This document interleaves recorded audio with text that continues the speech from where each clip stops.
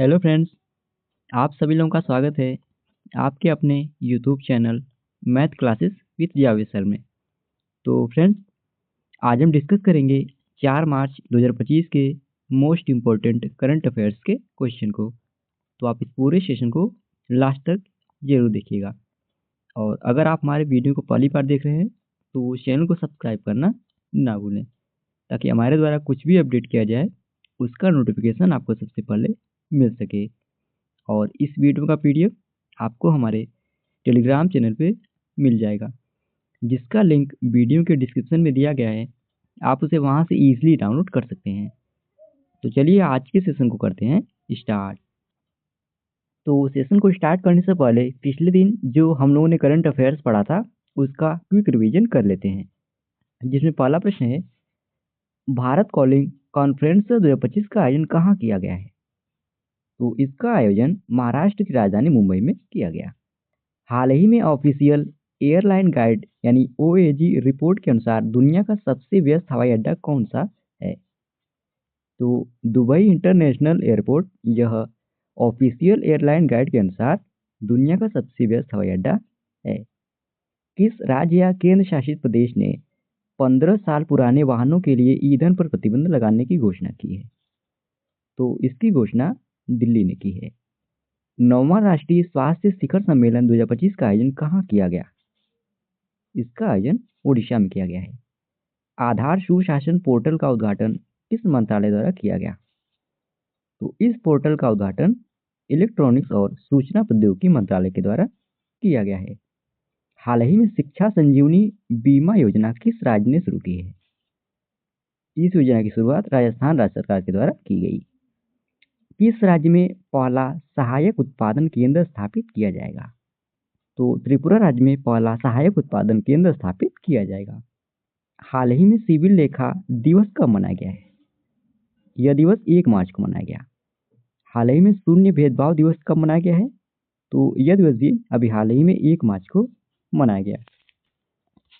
अब चलिए हम लोग आज के सेशन को कवर कर लेते हैं, जिसमें आज का पहला प्रश्न है, भारत सरकार द्वारा प्राणी मित्र राष्ट्रीय पुरस्कार 2025 किसकी संस्था वन तारा को इस पुरस्कार से सम्मानित किया गया? तो इसका सही विकल्प हो जाएगा बी, यानी फ्रेंड्स अनंत अंबानी की वनतारा संस्था को भारत सरकार द्वारा प्राणी मित्र राष्ट्रीय पुरस्कार 2025 से सम्मानित किया गया। आइए क्वेश्चन से रिलेटेड इंपॉर्टेंट पॉइंट कवर कर लेते हैं। तो फ्रेंड्स, अनंत अंबानी की पहल वनतारा को भारत सरकार ने साल 2025 में प्राणी मित्र राष्ट्रीय पुरस्कार से सम्मानित किया है। जो प्राणी मित्र राष्ट्रीय पशु कल्याण पुरस्कार भारत का सर्वोच्च सम्मान है। और यह पुरस्कार फ्रेंड्स विज्ञान भवन नई दिल्ली में आयोजित एक समारोह में दिया गया। इस पुरस्कार को वनतारा के सीईओ विवान कर्डे ने प्राप्त किया। और आपको बता दें फ्रेंड्स, वनतारा के एलिफेंट केयर सेंटर में 240 से ज़्यादा हाथियों को सुरक्षित और चेन फ्री वातावरण में रखा गया है। और यह पुरस्कार पिछले 5 वर्षों में पशु कल्याण के योगदान के लिए दिया गया है। अच्छा फ्रेंड्स, अब हम लोग 2025 में प्रदान किए गए कुछ पुरस्कार का रिवीजन कर लेते हैं।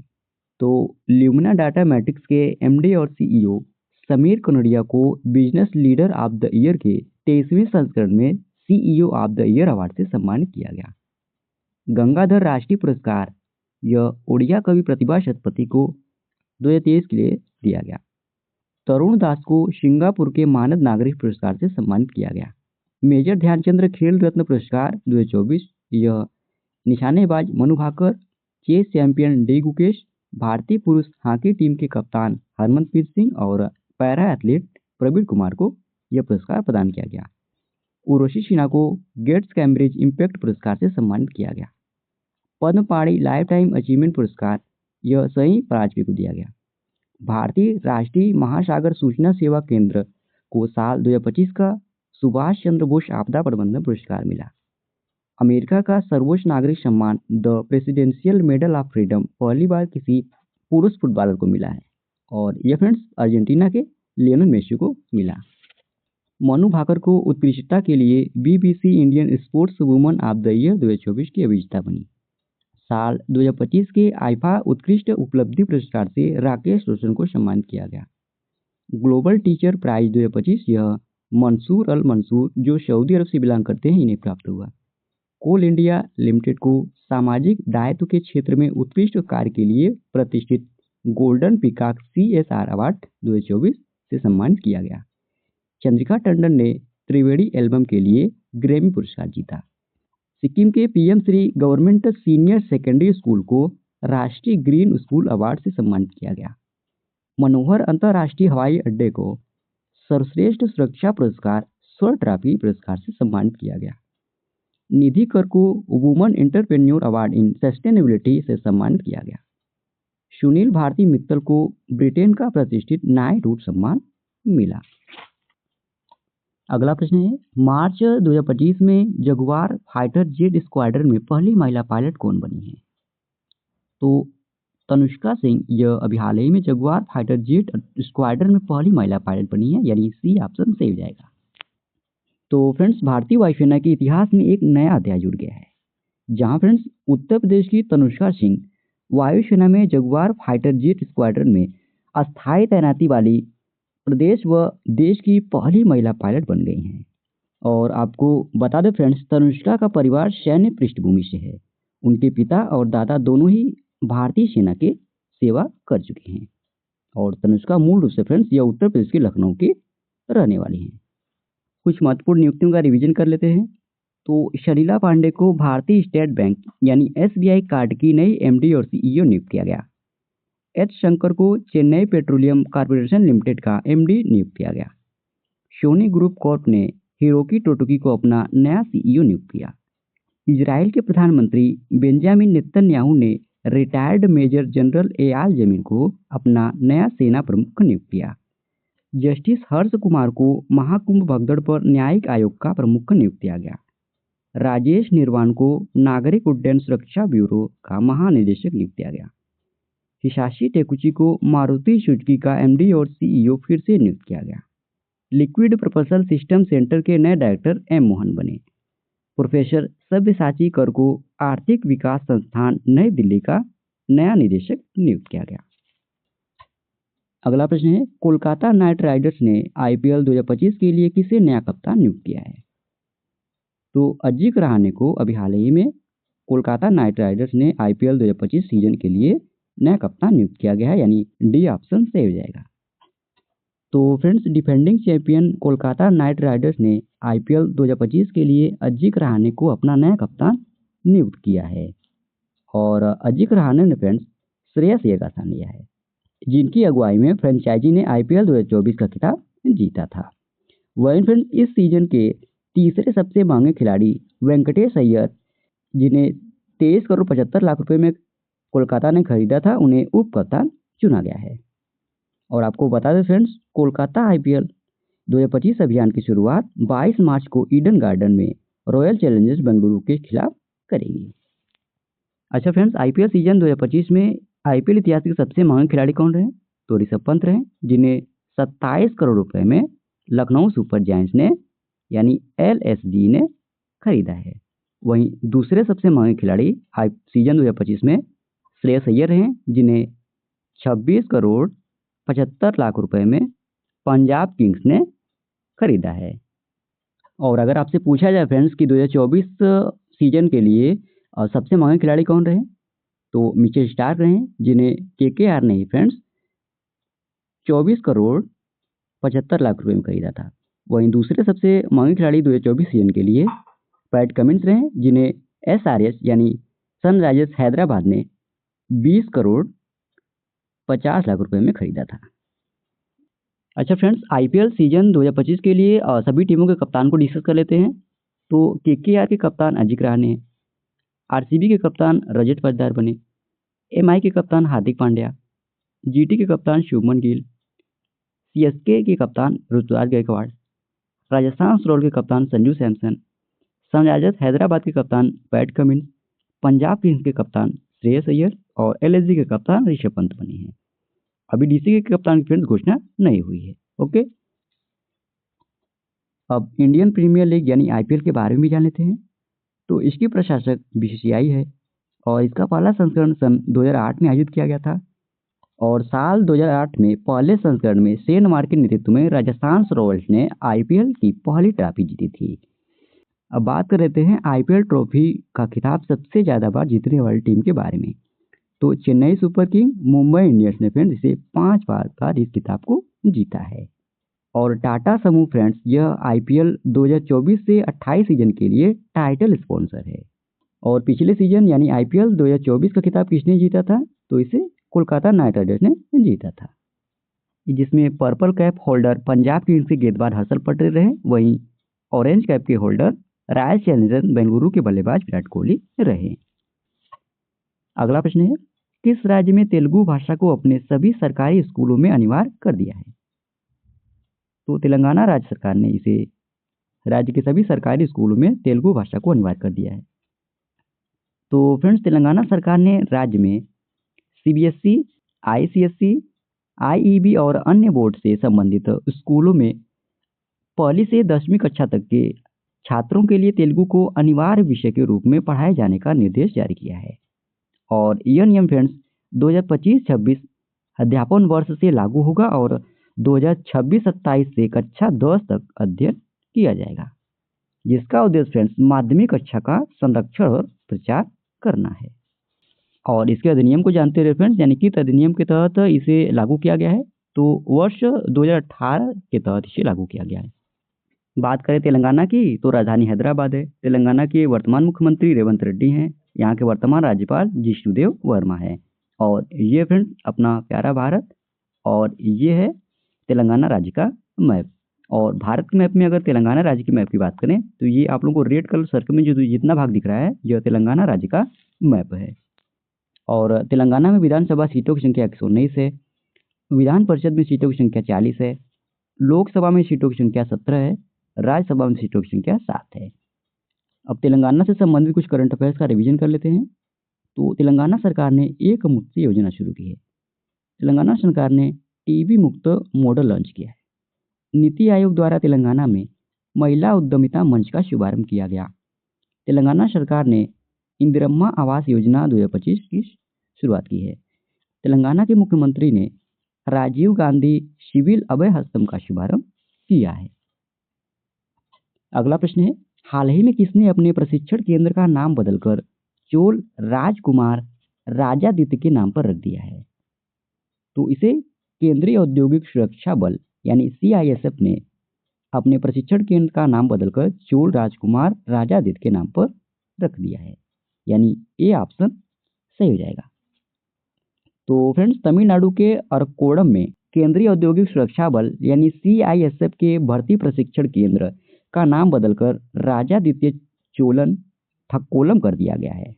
और यह नाम फ्रेंड्स चोल राजकुमार राजादित्य की याद में रखा गया है। राजादित्य चोलन यह फ्रेंड्स राजा परंतक प्रथम के पुत्र और चोल वंश के एक प्रमुख योद्धा थे। उन्हें याना इमेल थुंजिया देवर की उपाधि मिली, लेकिन फ्रेंड्स 1949 में थक्कोलम की लड़ाई में वह मारे गए थे। अब बात कर लेते हैं केंद्रीय औद्योगिक सुरक्षा बल के बारे में।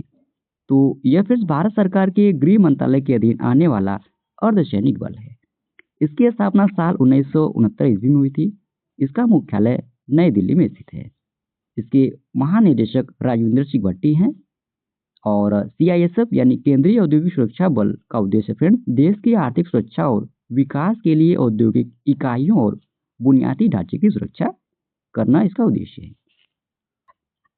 अगला प्रश्न है, किसे icon of the excellence award से सम्मानित किया गया है? तो इस पुरस्कार से जय शाह को सम्मानित किया गया है, यानी बी ऑप्शन सही हो जाएगा। तो फ्रेंड्स, अंतर्राष्ट्रीय क्रिकेट परिषद यानी आईसीसी के अध्यक्ष जय शाह को फोर्ब्स इंडिया लीडरशिप अवार्ड्स के 14वें संस्करण में प्रतिष्ठित आइकन ऑफ एक्सीलेंस अवार्ड से सम्मानित किया गया। और यह पुरस्कार फ्रेंड्स उन्हें क्रिकेट प्रशासन में उनके असाधारण योगदान और खेल में नवाचार और समावेशिता को आगे बढ़ाने में उनकी भूमिका को मान्यता देता है। अब हम लोग कुछ प्रमुख पुरस्कार को डिस्कस कर लेते हैं। तो गेट्स कैम्ब्रिज इम्पैक्ट पुरस्कार उर्वशी सिन्हा ने जीता। मोहन जी को मानवतावादी पुरस्कार 2024 से सम्मानित किया गया। तरुण दास को सिंगापुर का मानद नागरिक पुरस्कार मिला। रघुपति भट्ट को मध्य प्रदेश सरकार के द्वारा कालिदास सम्मान पुरस्कार 2023 से प्रदान किया गया। राजश्री बिड़ला को 25वें लाल बहादुर शास्त्री राष्ट्रीय उत्कृष्टता पुरस्कार 2024 प्रदान किया गया। एलेक्जेंडर डन जो यूएसए से बिलोंग करते हैं, इन्हें साल 2024 का शास्त्र रामानुजन पुरस्कार मिला। डॉक्टर गोविंद राजन पद्मनाभम को विज्ञान रत्न पुरस्कार मिला। गंगाधर राष्ट्रीय पुरस्कार यह प्रसिद्ध उड़िया कवि प्रतिभा शतपथी को मिला। पद्मपाणि लाइफ टाइम अचीवमेंट पुरस्कार यह सही पराजपे को मिला। गेट्स कैम्ब्रिज इम्पैक्ट पुरस्कार यह ऋषि सिन्हा को मिला।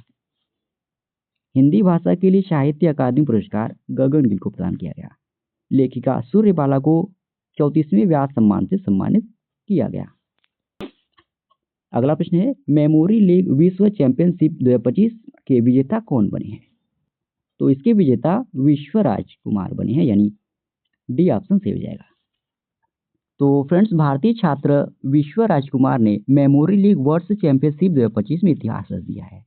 पुडुचेरी के 20 साल के विश्वराज कुमार ने मेमोरी लीग वर्ल्ड चैंपियनशिप जीती, जो फिर एक ऑनलाइन प्रतियोगिता थी जिसमें दुनिया भर के प्रतिभागी ने हिस्सा लिया। और इसमें विश्वराज कुमार ने 80 रैंडम नंबर को सिर्फ 13.5 सेकेंड और 8.40 सेकेंड में 30 चित्रों को याद करके इन्होंने गोल्ड मेडल जीत लिया। अब हम लोग स्पोर्ट्स से रिलेटेड कुछ करंट अफेयर्स का रिवीजन कर लेते हैं। यह सभी फ्रेंड्स 2025 के हैं। ओके, तो रूस के आंद्रे रूबलेव ने दूसरी बार कतर ओपन का खिताब जीता। भारतीय स्नूकर चैंपियनशिप 2025 का खिताब पंकज आडवाणी ने जीता।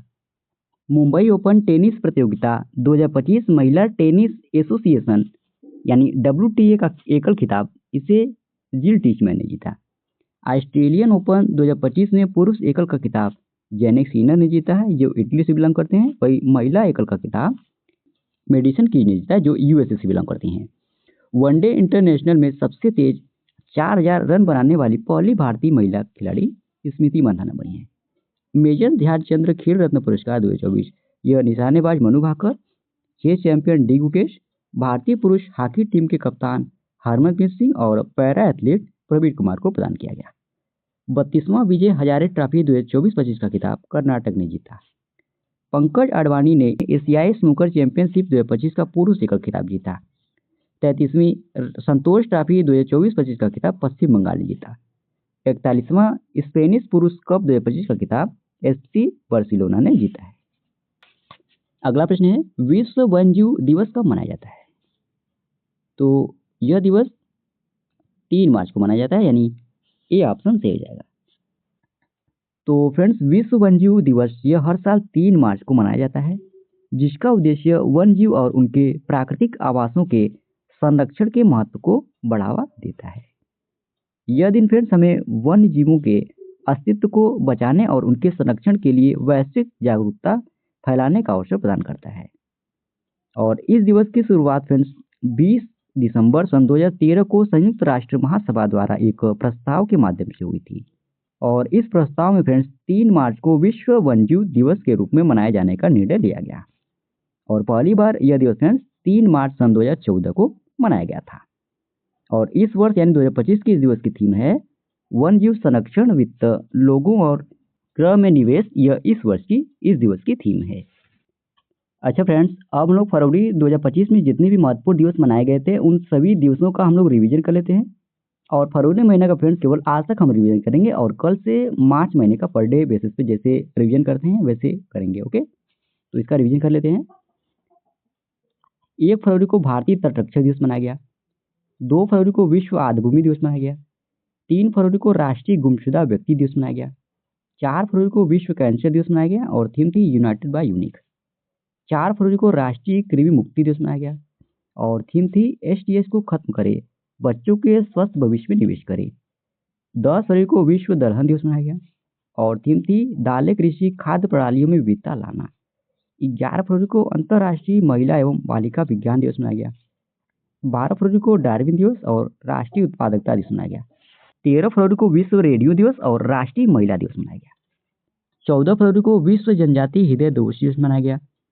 15 फरवरी को विश्व पेंगुइन दिवस और अंतर्राष्ट्रीय बाल कैंसर दिवस मनाया गया। 16 फरवरी को राष्ट्रीय बादाम दिवस मनाया गया। 17 फरवरी को वैश्विक पर्यटन लचीलापन दिवस मनाया गया। 18 फरवरी को विश्व सामाजिक न्याय दिवस मनाया गया और इस दिवस की थीम थी सशक्तिकरण समावेशन। 21 फरवरी को अंतर्राष्ट्रीय मातृभाषा दिवस मनाया गया। थीम थी अंतर्राष्ट्रीय मातृभाषा दिवस का रजत जयंती समारोह। 23 फरवरी को विश्व शांति और सहमत दिवस मनाया गया। 24 फरवरी को केंद्रीय उत्पाद शुल्क दिवस मनाया गया। 27 फरवरी को विश्व एनजीओ दिवस मनाया गया और थीम थी एक सशक्त भविष्य के लिए जमीनी स्तर के आंदोलनों को सशक्त बनाना। यह इस वर्ष इस दिवस की थीम थी। 27 फरवरी को विश्व प्रोटीन दिवस मनाया गया। 28 फरवरी को राष्ट्रीय विज्ञान दिवस मनाया गया। तो फ्रेंड्स, इसी प्रश्न के साथ ही ये आज का हमारा डेली करंट अफेयर्स का सेशन समाप्त होता है। आशा करते हैं आज का आपको सेशन अच्छा लगा होगा और इस वीडियो का पीडीएफ आपको हमारे टेलीग्राम चैनल पे मिल जाएगा, जिसका लिंक वीडियो के डिस्क्रिप्शन में दिया गया है।